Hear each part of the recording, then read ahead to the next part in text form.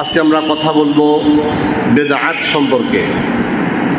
বেদাত এটা অত্যন্ত জঘন্য একটা মারাত্মক অপরাধ। আল্লাহ সুবহানাহু ওয়া তাআলা বলছেন, আমি কি তোমাদেরকে এমন কিছু মানুষের খবর দিব না যারা আমলের দিক থেকে সবচাইতে বেশি ক্ষতিগ্রস্ত। অর্থাৎ আমল করে আমল কবুল হয় না, চাকরি করে বেতন পায় না, পরিশ্রম করে পারিশ্রমিক নাই, এমন এক দল মানুষের খবর কি আমি তোমাদেরকে দিব না যারা মনে করছে তারা অনেক বেশি ভালো ভালো আমল করছে, কিন্তু তাদের আমলগুলো সার শূন্য, একেবারে ব্যর্থ। আসুন আল্লাহর কালাম থেকে আমরা শোনার চেষ্টা করি। আল্লাহ রাব্বুল আলামিন পবিত্র কোরআন মাজিদের 18 নম্বর সূরা কাহফের 103 নম্বর আয়াত থেকে আল্লাহ রাব্বুল আলামিন এক শ্রেণীর মানুষের পরিচয় তিনি এইভাবে তুলে ধরছেন। রাব্বুল আলামিন বলছেন, قُلْ هَلْ نُنَبِّئُكُمْ بِالْأَخْسَرِينَ أَعْمَالًا।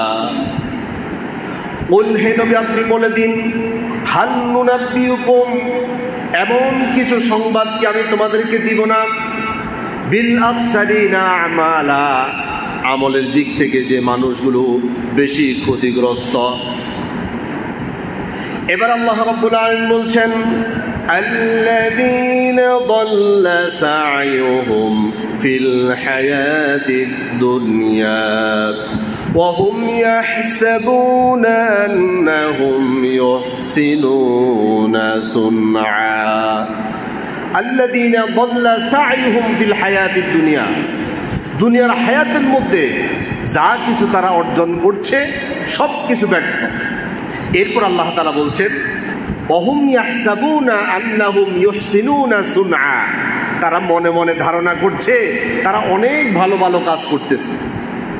এবার আল্লাহ রাব্বুল আলামিন বলছেন, ওরা কারা যারা নাকি আমলের দিক থেকে সবচাইতে বেশি ক্ষতিগ্রস্ত, কিন্তু সে জানে না তার আমলগুলো আল্লাহর দরবারে কবুল হচ্ছে না।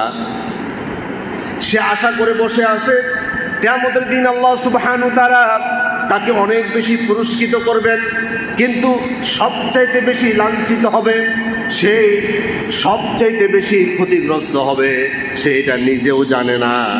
আল্লাহ তাআলা তাদের পরিচয় দিচ্ছেন, উলাইকা আল্লাযীনা কাফারু বিআয়াতি